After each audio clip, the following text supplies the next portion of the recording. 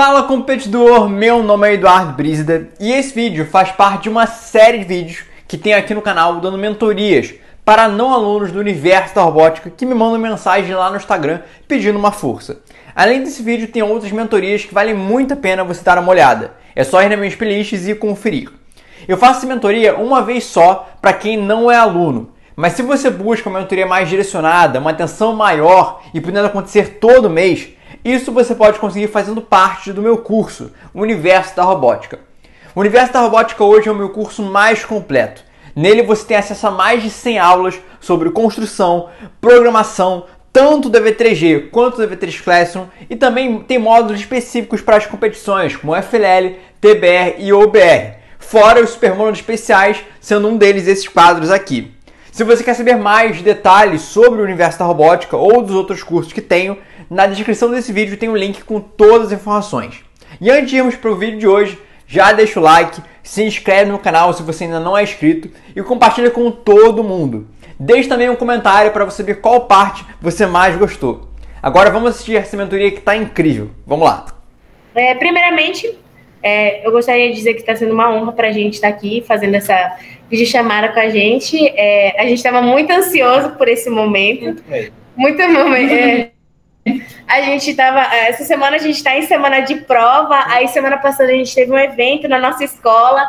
E a gente lembrando, meu Deus. A ansiedade estava muito grande. Foi difícil achar um horário, mas acabou que conseguiu, né? Bom, tô aqui para o que eu puder ajudar, então tô aqui no que vocês precisarem. Sim, a gente preparou algumas perguntas. Primeiramente, bem simples, na real. Bem simples, para tirar algumas dúvidas. E porque, assim, a gente está tendo vários probleminhas que a gente está tendo durante o nosso trajeto, que está sendo... Um desses nossos estão sendo nossos robôs, o Spike, o EV3, e o nosso projeto de pesquisa estão sendo onde a gente está tendo mais dificuldade. Porque eu até comentei com você sobre a dificuldade que a gente estava tendo no nosso Spike, que ele estava tendo aqueles desníveis e tal. E a gente já viu programação, igual você falou. Toda vez que a gente vai fazer as missões, programações, a gente reseta o hub, calibra os motores, os sensores, tudo. Porém, a gente teve uma melhora quando a gente vai fazer, comparado se a gente fizer uma programação sem as missões da replay, sem no caso, a resetação, ele erra muito mais. Com a resetação, diminui a chance de erro. Mas mesmo assim, a gente ainda está tendo essa dificuldade.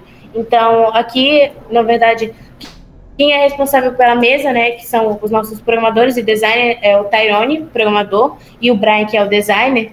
Então, e daí da outra equipe são o Daniel e o Rony, que não estão presentes aqui agora, que eles vão chegar daqui a pouco.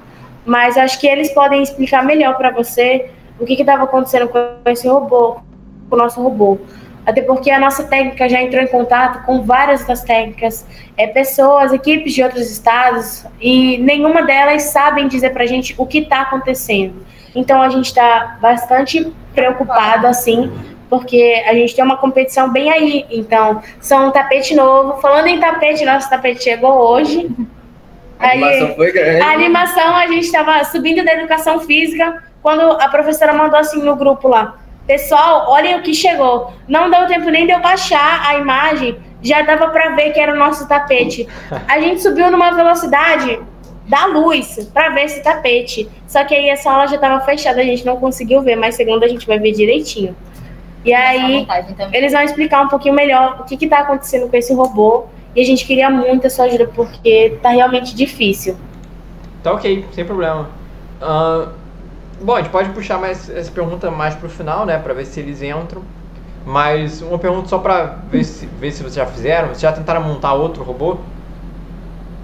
Já a gente começou a montar hoje. A gente começou a montagem do robô, na verdade, agora quinta-feira, se eu não me engano. Quinta ou quarta. A gente recebeu junto com o tapete uma nova maleta do Spike. Então a gente vai tentar ver se o problema tá na nossa programação novamente, ou se tá na maleta que a gente recebeu, tipo, nos motores, sensores, se esse tá sendo onde que tá sendo o problema. A gente ganhou essas maletas, né, recebeu do SESI. Hoje a gente chegou junto com o tapete, e aí a gente vai tentar ver o que é que está acontecendo. Entendi.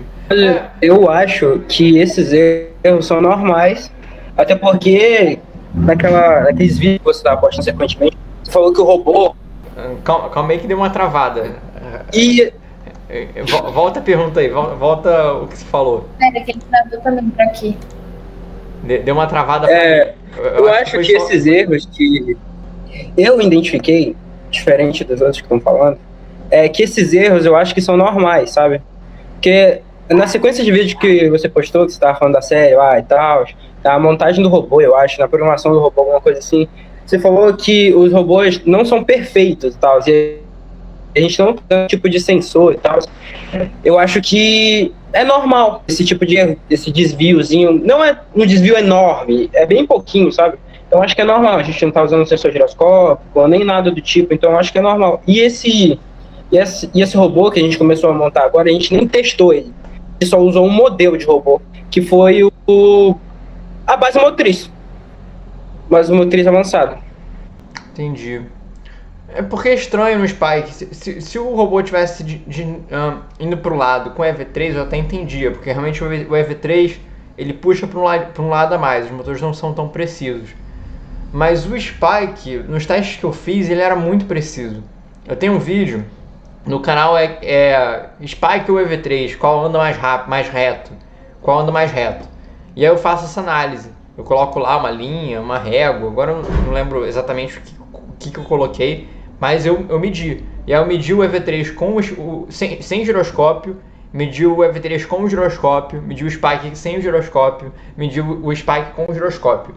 O Spike, seja com giroscópio ou sem giroscópio, ele anda de uma forma muito precisa. Ele anda praticamente reto. O erro é muito pequeno. Então, quando vocês me falaram isso, eu fiquei meio na dúvida nisso, porque é um pouco estranho.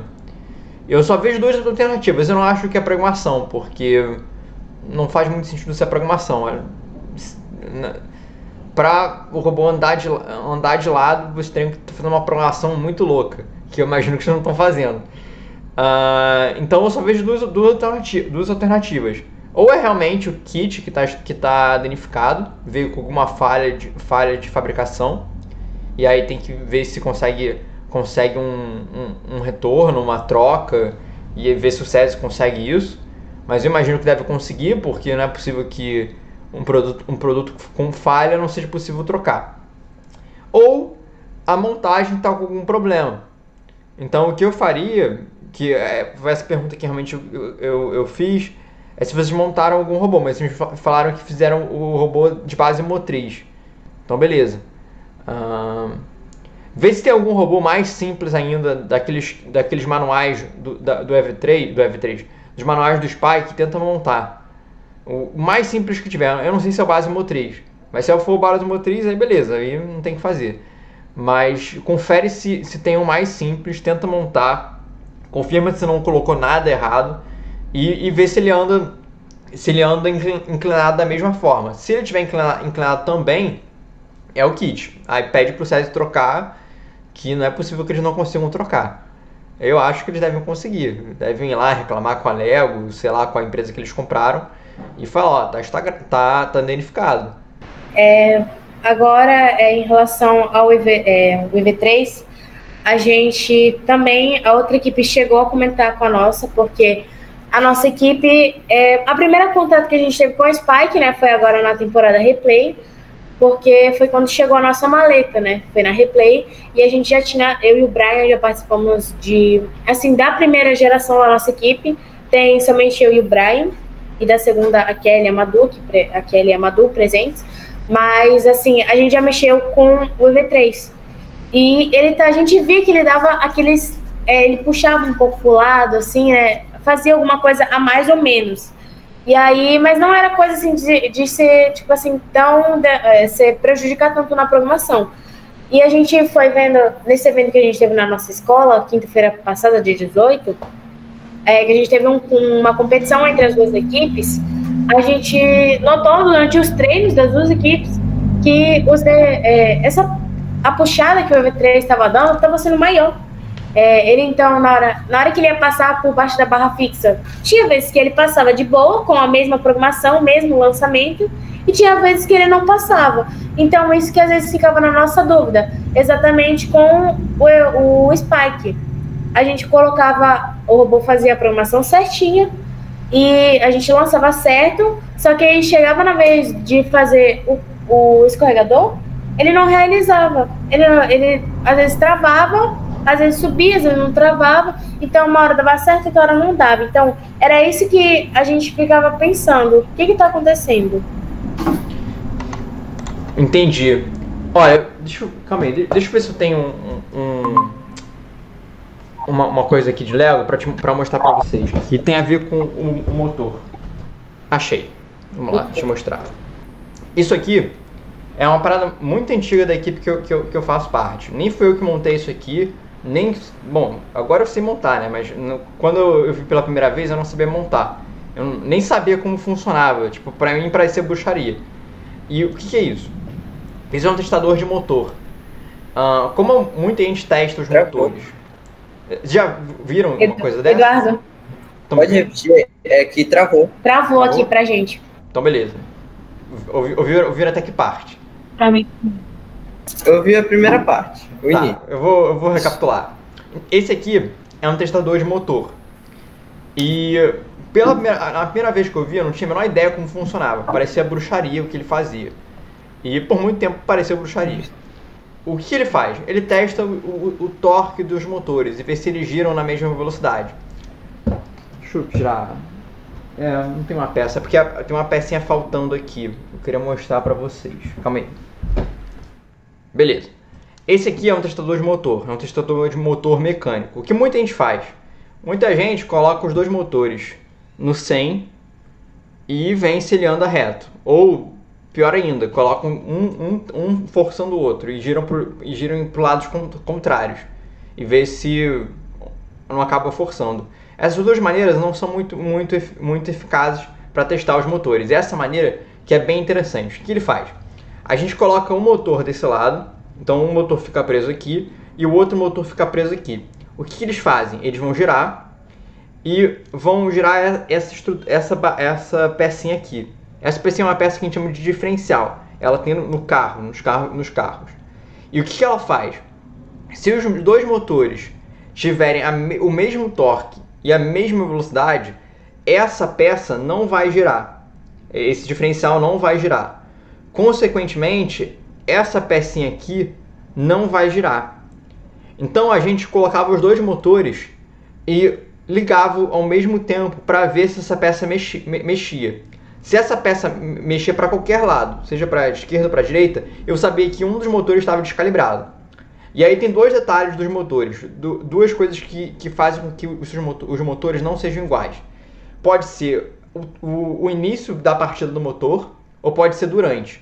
O que acontece com o início da partida? Tem vezes que um motor ele chega no ponto de aceleração máximo dele mais rápido do que o outro. Não sei o motivo. Talvez uma coisa eletrônica, um motor está mais desgastado do que o outro, e isso às vezes acontece. E aí um deles inicia mais rápido do que o outro. Então acaba que um motor ele anda um pouquinho mais do que o outro. É como se, sei lá, se eu tivesse um delay de meio segundo para mexer na outra perna. Eu quero fazer um pulo, só que eu acabo pulando com a perna e depois pulando com a outra. Então eu tenho delay. É isso que acontece com o motor.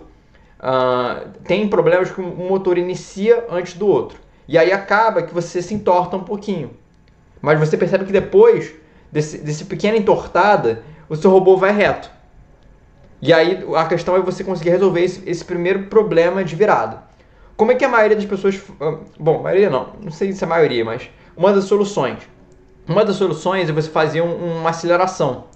Por quê? A aceleração não vai resolver o problema, mas ela vai amenizar. Por quê? Ela vai fazer com que o seu robô acelere com o tempo. Ele vai esquentando os motores.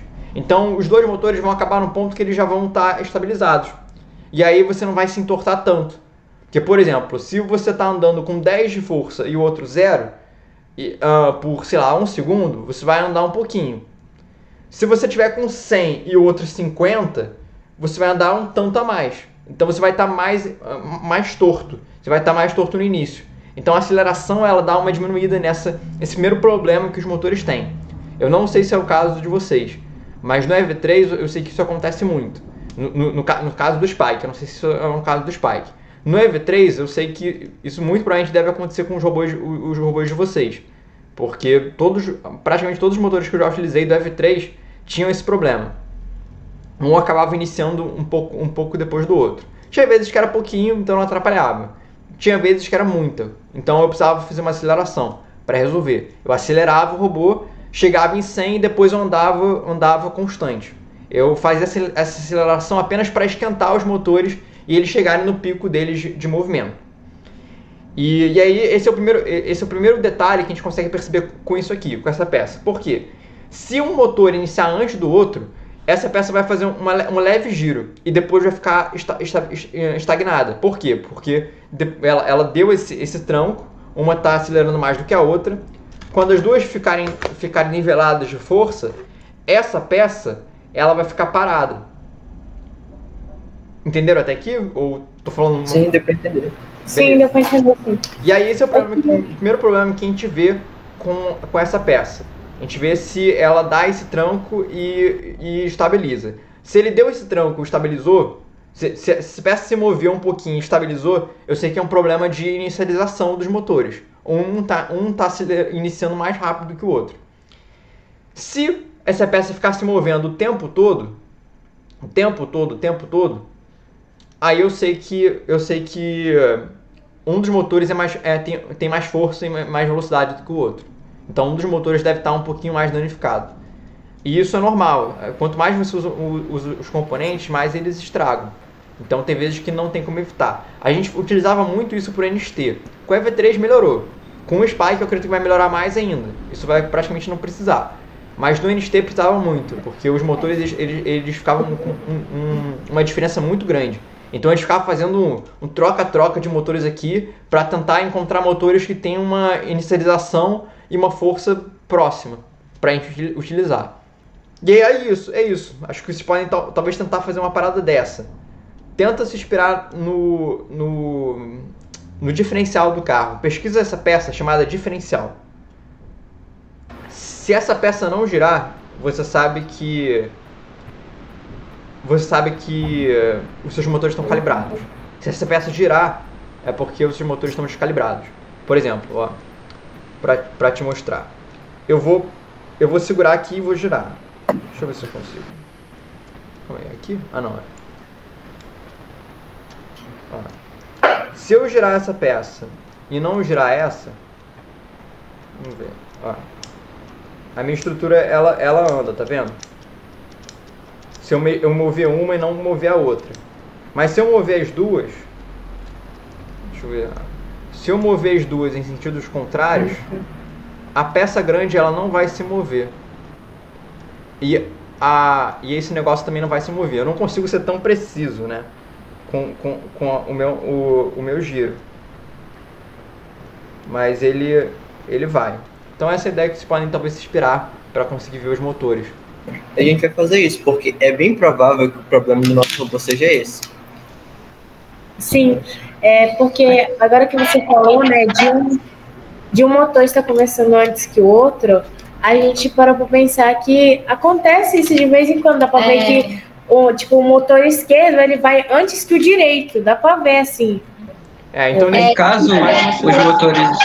Que eu e minha técnica, a gente foi gravar para ver o quão desnivelado ele estava andando, e toda vez ele ia na primeira ele ia reto, na segunda ele ia mais para cá, e na terceira ele vinha mais para cá, e ele nunca parava no mesmo ponto. A gente marcava todas as vezes que ele ia, ele nunca ia no mesmo lugar. Então pode mesmo ser isso aí. Lá na nossa escola, no SESI aqui de Paragominas, a gente tem em torno de 10 maletas. De todas essas 10 maletas que a gente foi fazer esse teste, somente um motor parou no mesmo lugar. Deu, um meio giro no completo. Então, a gente ficou pensando, meu Deus, por que só um deu certo? Foi chocante. Às vezes os materiais se estragam um pouco, não tem como evitar. A parada é encontrar dois motores que estão razoavelmente estragados da mesma forma.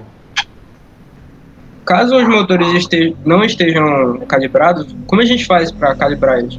Não tem como fazer, porque não é um problema de eletrônica ou de programação, é um problema, bom, pode ser um problema de eletrônica, mas a única coisa que vocês conseguiriam arrumar é programação. Mas no caso dos motores não é programação, às vezes é mecânica, é as peças que estragam um pouquinho, alguma coisa lá dentro eletrônica que está um pouquinho mais estragada. Então não tem como resolver. Pelo menos eu não conheço nenhuma maneira de resolver. Rapidinho, deixa eu simular. Qual a melhor forma de programar que você acha no Spike? É Python, bloco de palavras ou bloco de ícones? O que for mais fácil para vocês, que vocês têm mais domínio. Não tem muito uma plataforma melhor. Tipo, o Python, se você tiver um domínio bom, pode ser que você consiga fazer coisas que no bloco não consiga, né? Mas também não adianta você saber muito de bloco e utilizar Python, mas utilizar Python de uma maneira ali meio meia boca. Aí é melhor você utilizar bloco. O que define uma boa programação não é a linguagem, mas sim a forma como você utiliza essa linguagem. Então não tem muita diferença. A gente vai começar. Vamos iniciar sobre. A gente vai começar pelo nosso robô. Então, que a gente tem algumas perguntinhas.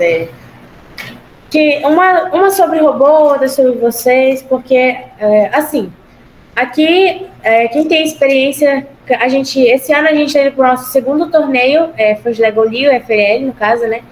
Que, no caso, quem participou pela primeira vez, somos aqui presentes, somos só eu, a Madu e o Brian, que chegamos a participar da replay. E aí, esse ano vai ser o primeiro ano do Tyrone, do Arthur e da Kelly, vai ser o primeiro ano deles. Então, a gente queria perguntar para você como é que foi a experiência de participar de várias temporadas e de 2 nacionais na FLL. Como é que foi? Nacionais não, internacional, desculpa. Como é que foi a experiência?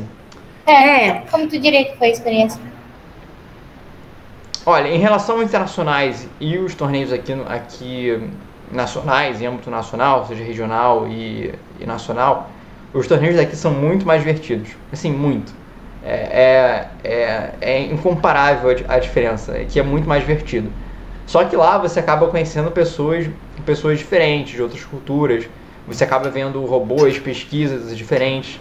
Então, os torneios internacionais são interessantes mais para a troca de experiências, para um networking. E eu, pelo menos, no internacional, não tenho pudor pelo que eu sei.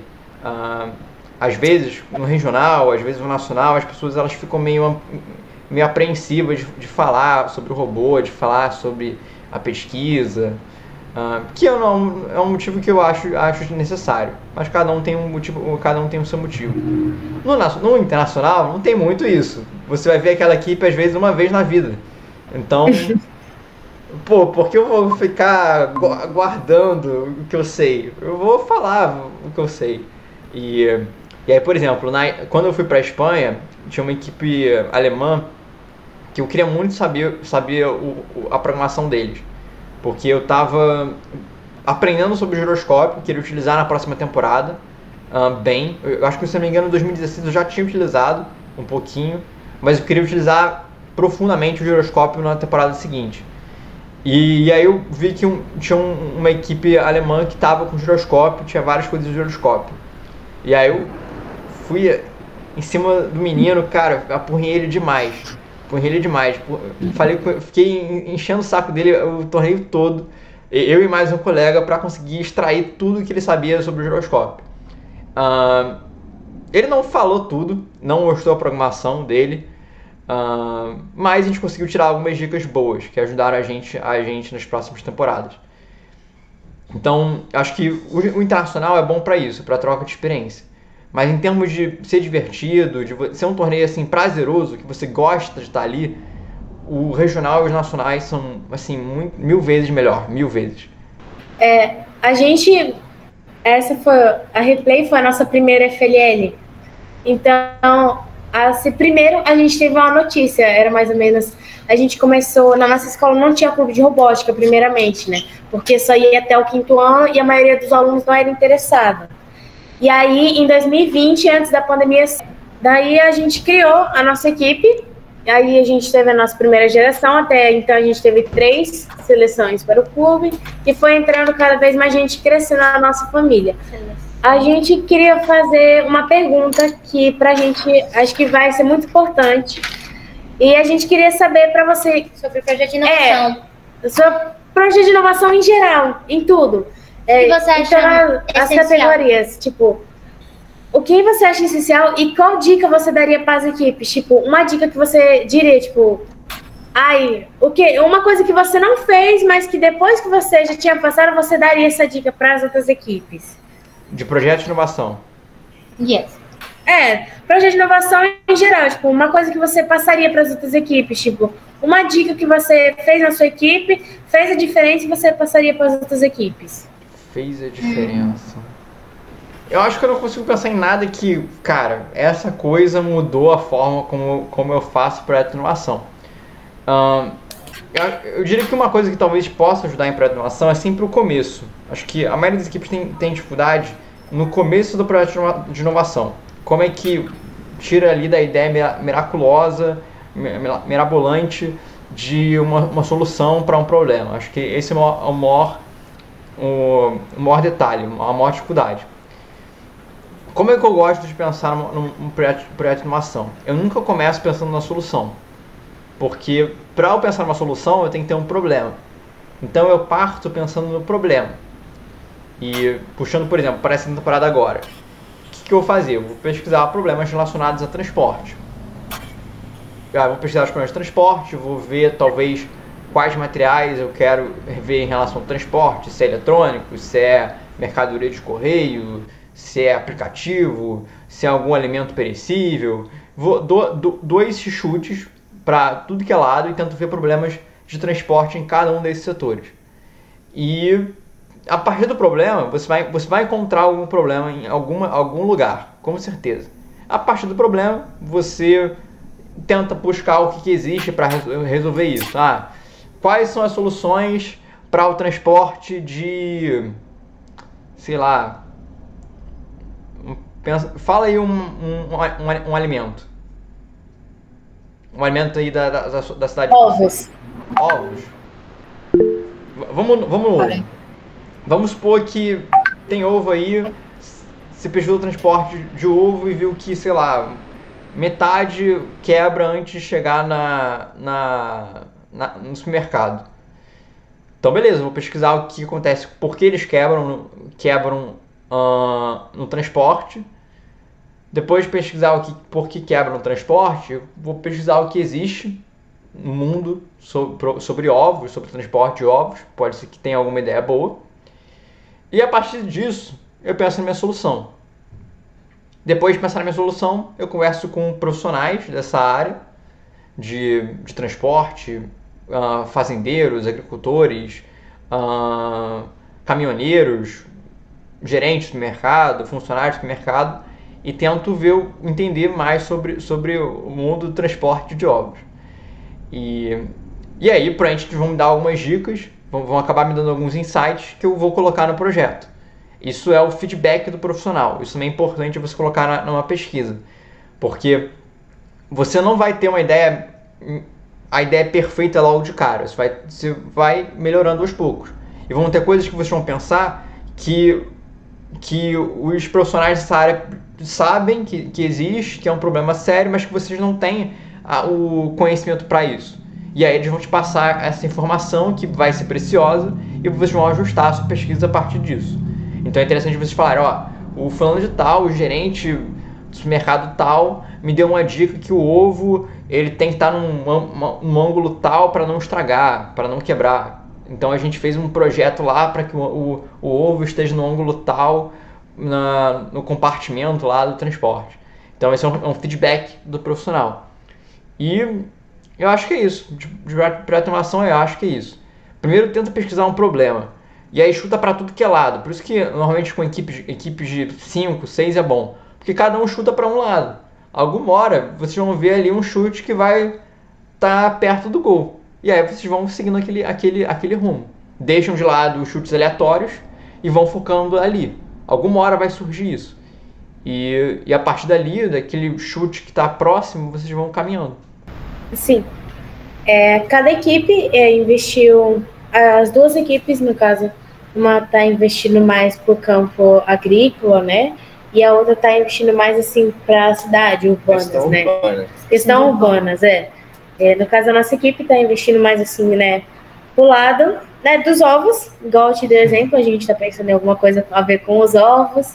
E a equipe a Evolution, já está vendo uma coisa mais dentro da cidade, assim. Eu tenho uma pergunta. Você acha que é importante ou relevante a complexidade do problema ou da solução para ser uma boa solução, por exemplo? Ou algo relativamente simples, seja em questão um bom projeto, mas que tenha relevância? O que define um bom projeto? Tinha uma frase que eu ouvia muito quando eu competia, que é o seguinte: o que importa é que a minha solução impacte a vida de pelo menos uma pessoa positivamente. Então, uma solução, ela não precisa abraçar o mundo e resolver todos os problemas do mundo. Dificilmente você vai encontrar uma solução para isso. E quanto mais generalista uma solução, pior é a solução, porque dificilmente você vai conseguir encontrar uma solução que vai resolver todos os problemas. Por exemplo, vamos supor que eu crio um compartimento que transporta ovo, tomate, cana-de-açúcar, alface, todos os alimentos do mundo. Não vou conseguir fazer uma solução dessa. Provavelmente ela vai ter defeitos. Por quê? Porque eu fui muito generalista. Eu tentei fazer um compartimento que resolve o transporte de alimentos totalmente diferentes, que precisam de cuidados totalmente diferentes. Então, às vezes, é bom você ser específico. E aí o que vai determinar se uma solução é boa? É o impacto que ela gera. Seja na vida das pessoas, seja na vida do dono de negócio, seja na vida da comunidade que ela está inserida. Então, acho que isso que define uma pesquisa boa. Qual é o impacto da solução de vocês? Tem muitos ovos que estragam aí na comunidade de vocês? Tem muitos ovos que estragam, seja lá onde vocês focaram? Se tiver, e vocês conseguirem resolver isso, quão impactante vai ser para a vida das pessoas? Será que o ovo vai ficar mais barato no mercado? Será que os ovos geram algum acidente de trânsito e as pessoas acabam se ferindo por conta disso?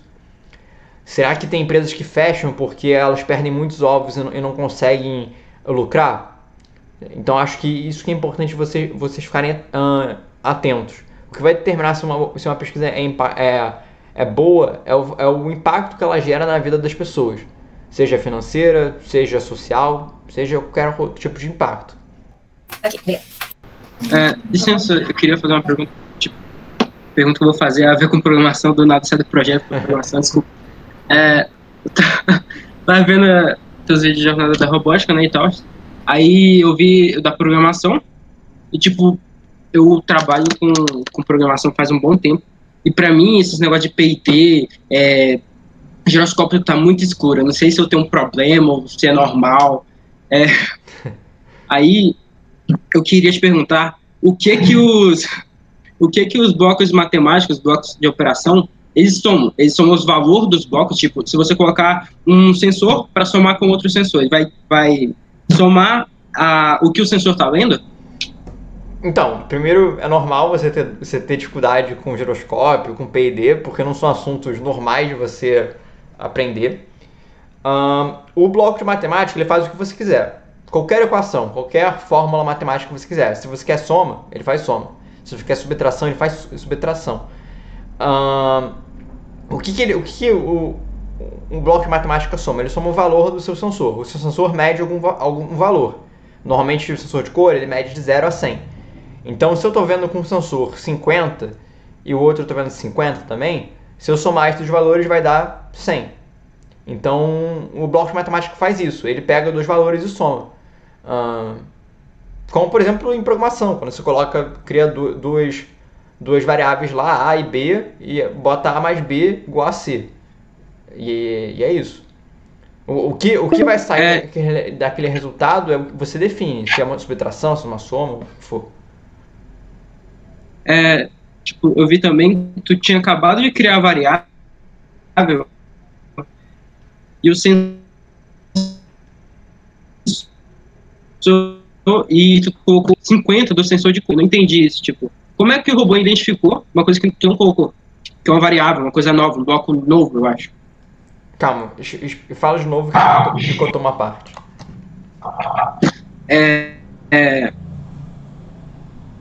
Tipo, você acabou de criar uma variável, aí tu coloca lá na programação, e como é que o robô identifica que tu colocou aquela numeração para o sensor de cor, por exemplo?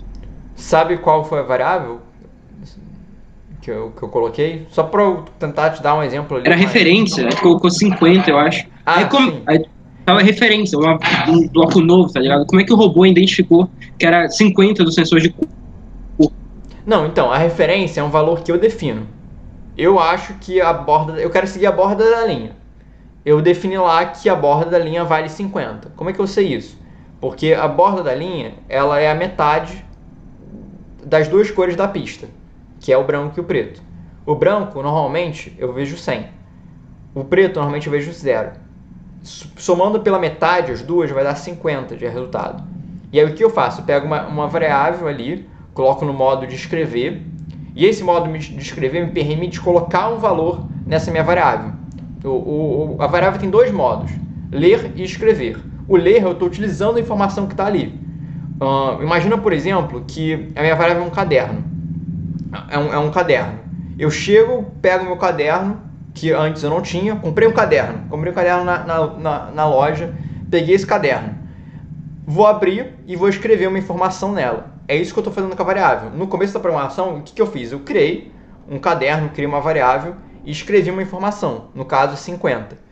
E aí depois, na programação, um pouco mais para frente na programação, eu pego esse caderno e leio para fazer uma coisa, sei lá, fazer uma prova, por exemplo. No caso do seguidor de linha, eu peguei essa informação que eu coloquei nessa variável, nesse caderno, para eu conseguir fazer a lógica dele seguir a linha, para ele encontrar o erro. Então eu peguei a leitura do meu robô, que é o bloco amarelo lá, no caso do EV3G. Se for no caso do EV3 Classroom ou do Spike, é um bloco azul. Eu peguei essa leitura do sensor e subtraí por essa variável, por esse caderno que eu criei no começo, que eu tinha colocado lá dentro uma informação de 50. Então essa variável armazena essa informação que eu coloquei lá no início. Ficou mais claro ou não? Se não ficou mais claro, pode falar que eu tento explicar de outra maneira. Ficou. Eu para entender, então. Obrigado. Agora, em relação também à programação, eu queria saber sobre seguidor de linha PID. No caso, que a gente já viu um vídeo no seu canal sobre isso e a gente queria poder entender um pouco mais.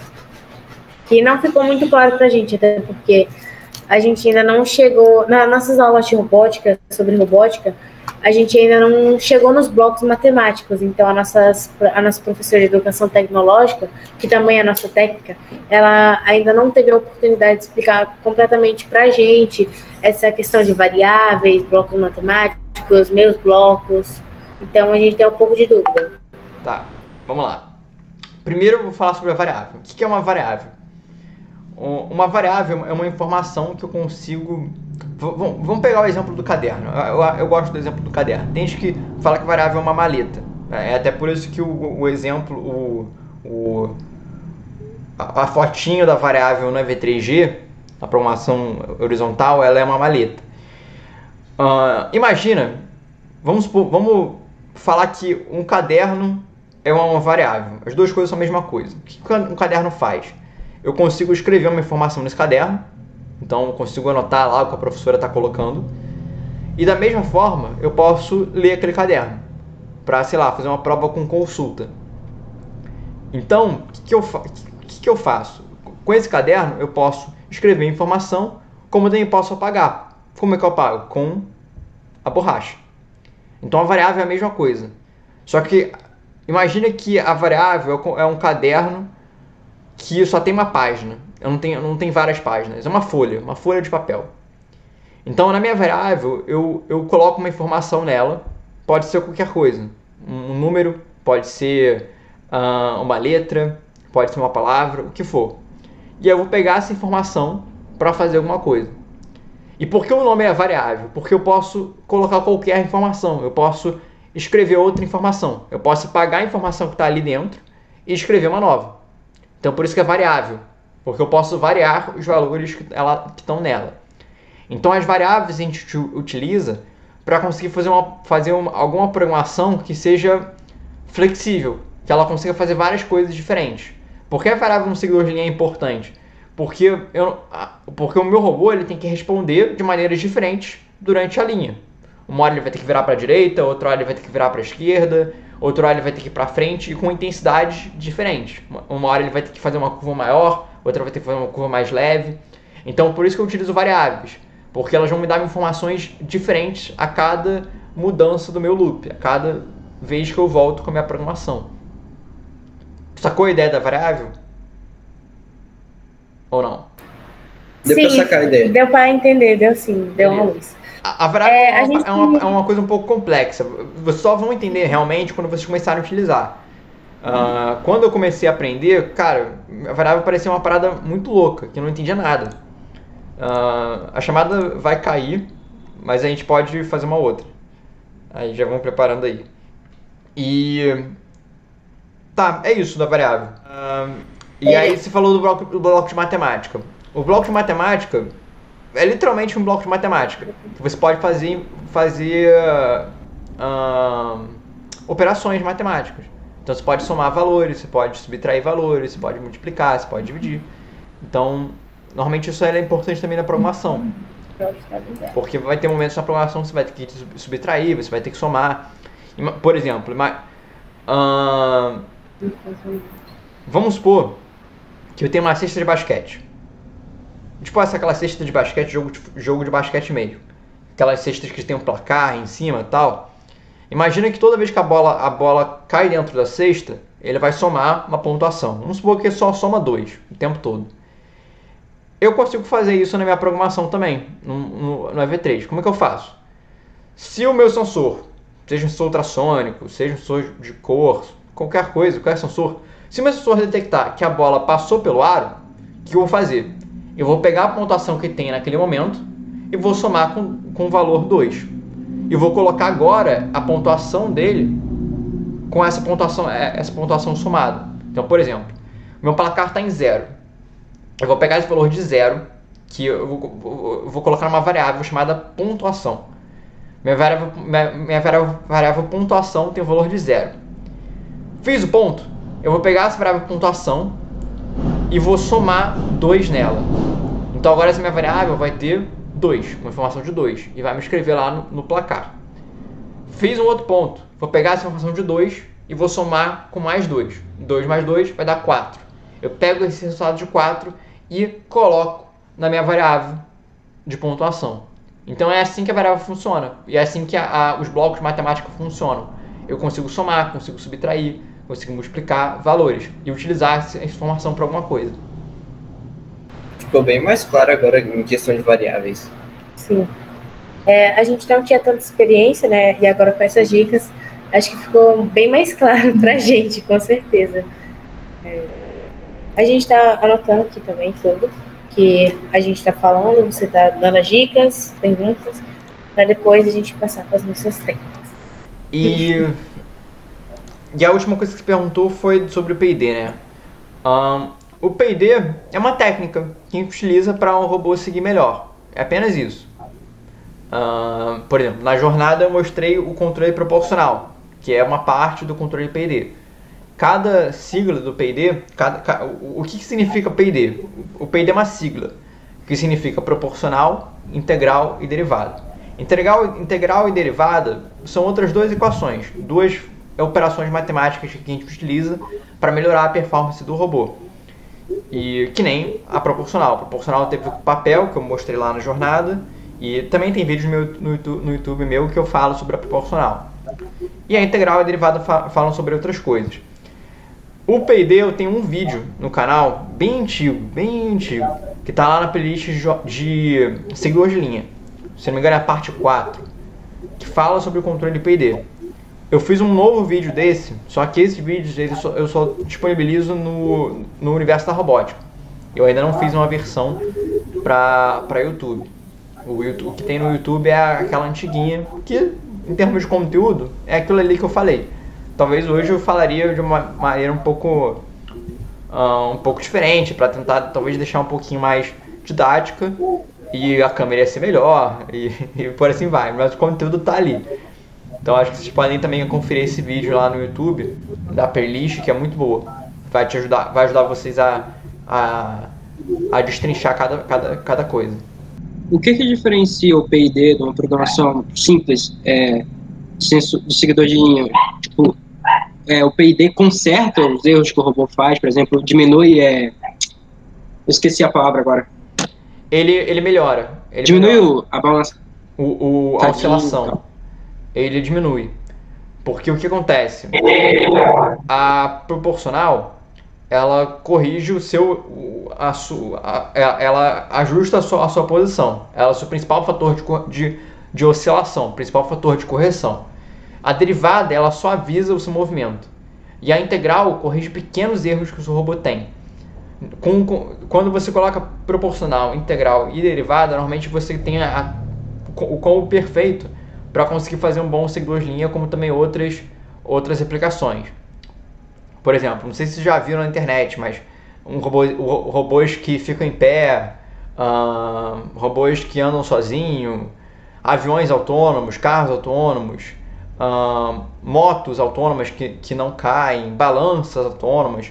Tudo isso tem um controle de P&D dentro. Porque o controle de P&D é uma forma de você deixar o movimento autônomo o mais preciso possível. Máquinas, por exemplo, de indústria química tem controle de P&D para ajustar a temperatura, para fazer lá um composto químico. Então tem muita coisa que tem controle de P&D para ajustar. Então o P&D é uma técnica que a gente utiliza para tentar fazer com que o nosso sistema, seja um robô, seja um produto químico, seja um avião, seja um carro, seja uma moto, ela fique na referência que a gente quer. Qual é a referência que eu quero que o meu robô fique? No seguidor de linha, eu quero que ele fique na linha. Então o meu P&D vai ajustar isso. Se eu colocar o P&D numa fábrica de indústria química, ele vai querer manter a temperatura daquele composto químico para conseguir produzir alguma coisa. Se eu fizer para uma moto, a moto é para que a moto fique em pé e não caia. Então o controle de P&D é isso. Ela apenas utiliza algumas equações mais técnicas para fazer com que o meu robô se torne mais inteligente. E aí a gente até brinca que a proporcional, ela vê o presente do seu robô, o momento atual do seu robô, o erro que ele tem nesse exato momento. A derivada tenta prever o futuro, porque ela tenta ver o quanto você estava errado um momento anterior e o momento atual, e aí ele tenta prever como é que você vai estar agora. Por exemplo, se eu estou errado 30, um valor de 30, se eu estou errado 30 agora e eu estava errado 50 antes, o que eu posso perceber nesses dois momentos? Que o meu erro diminuiu. Eu estava 50 e agora eu estou 30. Então o que a derivada vai fazer? Ela está percebendo que eu estou começando a me consertar. Então ela não vai fazer uma oscilação tão forte, porque pode ser que eu passe do meu erro. Eu quero que eu esteja no erro zero. Então ela vai dar uma suavizada. Como também ela pode amplificar. Se eu perceber que, por exemplo, no momento atual eu estou com 50 de erro e antes eu estava com 30, eu tive um aumento de 20 de erro. Então eu sei que meu robô está se perdendo da linha. Então o que a derivada vai fazer? Ela vai aumentar a sua oscilação, a sua correção, para que você volte para a linha. Então a derivada tenta prever o futuro. Ela tenta prever qual é a direção que o seu robô está tendendo aí. Se ele está ficando cada vez mais perto da linha, está se aproximando de onde você quer chegar, ou se ele está se afastando. E de acordo com isso ele vai ajustando. E a integral, ela vê o seu passado. Ela vê todos os pequenos erros que o seu robô teve, pega todos os pequenos erros e tenta consertar. Agora, assim, como é que assim, você poderia dizer pra gente sobre os Corvellios? Na época que você participou da FLL, como é que era, assim, como é que era a sua experiência participando da FLL? Como é que era com a sua equipe, assim? Olha, tinha altos e baixos. Tinha momentos que a gente brigava, tinha momentos que a gente se dava bem, tinha momentos que a gente não conseguia se entender na avaliação. E a gente foi aprendendo com os erros. Cada avaliação que a gente fazia, cada convívio que a gente tinha, a gente acabava aprendendo e sabendo como lidar com o outro. E aí eu já participei de gerações que tinham 10 integrantes, já participei de gerações que tinham 5. Com 5 é mais fácil de lidar, são menos pessoas e tal. Com 10 você tem que ter um pouco mais de cuidado para não atropelar um ao outro na fala. E às vezes não é nem de propósito, às vezes realmente 10 pessoas aí numa fila para você falar é complicado. Então a gente às vezes tinha algumas manhas de se posicionar na frente para que os outros saibam que aquela pessoa quer falar naquele momento. Ou a gente levantava a mão, olhava para o lado e via se não tinha ninguém. Com equipes pequenas, a gente estava olhando um do lado do outro, dava para a gente conciliar sem precisar utilizar esses recursos. Mas, em termos do Corvellius como equipe, acho que é isso. A gente aprendeu com o tempo a conviver, a gente aprendeu com o tempo como tirar o proveito do melhor de cada um, e é um processo. Bom, como você disse, tem altos e baixos, né? Na nossa também temos os nossos altos e baixos. Eu acho que na maioria das vezes é por parte que na hora das decisões, né? Então, uma coisa que a gente é o nosso dilema já, pelo menos na nossa equipe, que a gente diz assim, que se a gente tem um problema, a gente vai decidir alguma coisa, não adianta só eu e a técnica de discutir sobre aquilo. Se a gente vai fazer, tipo, em relação à decisão sobre o projeto, aí eu achei mais interessante essa vai ser essa. Não. A gente tem que entrar em um consenso entre os 4 integrantes e falar quem é a favor dessa opção. Eu sou a favor. Eu sou contra. Mas por que você é contra? Eu não acho certo essa parte. Realmente, não é. Então, a gente leva muito em questão a fala. A gente resolver tudo, a gente... brigou, se desentendeu? Vamos resolver aquilo, vamos dar um jeito, A gente gosta de decidir as coisas todos juntos, porque todo mundo envolvido. A gente é uma equipe, a gente tem que trabalhar os nossos valores, os Gratians,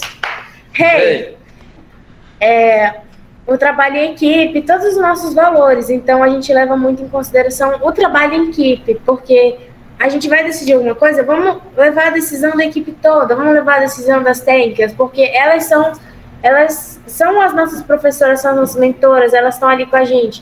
Então, por mais que seja a gente que tem que decidir as coisas, a gente que tem que fazer os projetos, a gente gosta de chegar e falar para elas, para os nossos mentores, e falar, olha, uma opinião externa, a gente tem uma opinião externa, conversar com os professores que não são mentores nem técnicos, perguntar o que vocês acham sobre isso, vocês têm alguma coisa para dizer, com outras equipes também. A gente gosta de ter essa opinião de fora, porque no nosso olhar pode estar maravilhoso, mas tem um olhar de outra pessoa de fora que vai ser totalmente diferente do nosso. Vou fazer mais uma pergunta aqui, com informação. No seu giroscópio, cara, tipo, só tem como usar sensor giroscópio para fazer virar, para virar, ou tem como usar ele para alguma coisa, mais coisas, tipo? Eu gosto de utilizar o giroscópio para andar reto, ou para andar numa certa angulação, e para girar. Essas são as duas aplicações que eu já pensei no giroscópio. As outras eu acho que não. As outras eu não pensei, né? Não sei as outras. Mas acho que depende da criatividade de vocês. Se vocês verem que tem algum problema que vocês podem resolver, que o giroscópio entra... Em questão do design, você acha mais interessante usar os anexos em cima, tipo, a gente colocar os motores para anexar as estruturas em cima, ou dos lados, ou na frente, ou atrás? Se vocês têm peça suficiente, eu gosto de ir em cima, porque você tira mais rápido. Se você não tem muitas peças, normalmente acaba sendo melhor botar dos lados, ou na frente, porque gasta menos peça. Mas se você tem peça suficiente, é legal você fazer um anexo no formato da sua armadura. Então, eu vejo esses vídeos e fico, como é que os caras fazem isso, tá ligado? Estruturando o tamanho, eu não entendo, é bem complicado. A gente define a nossa armadura, o formato da nossa armadura primeiro, a gente monta o nosso robô. A gente gente monta o robô, define a armadura, faz um conjunto disso aqui, dessa armadura, para cada anexo. E a partir do anexo a gente vai criando conexões com os motores. E aí vai fazendo lá a garra que tem que fazer, um passo de cada vez. Tem gente que exagera nas peças. Eu não gosto de gastar muitas peças. Mas tem gente que adora fazer umas paradas monstruosas, que eu não acho que são necessárias. Às vezes. Acho que é isso. Acho que a gente vai ficar por aqui. A gente agradece muito essa oportunidade de ter falado com você. Sim. É uma honra. Uma honra muito grande estar aqui falando com você, Eduardo. Obrigada por ter disponibilizado esse tempo. Sim. A gente assiste direto os seus vídeos durante nossos encontros. Tudo que a gente faz, a gente lembra. A gente está fazendo uma programação, a gente lembra. Eita, saiu o vídeo novo do Eduardo, vamos lá ver. Vamos lá ver, sim. Programação, é montagem. Ajudou a gente também muito no Ajuda BR. muito a gente. Ajuda em vários fatores, né? Então é isso, pessoal. Muito obrigada. Fico muito feliz pela conversa e a gente se vê numa próxima oportunidade, tá? Tchau. Tchau. Ah, calma aí. Posso tirar um print? Pode. Deixa eu Vamos lá, gente. trocar o layout. Mosaico.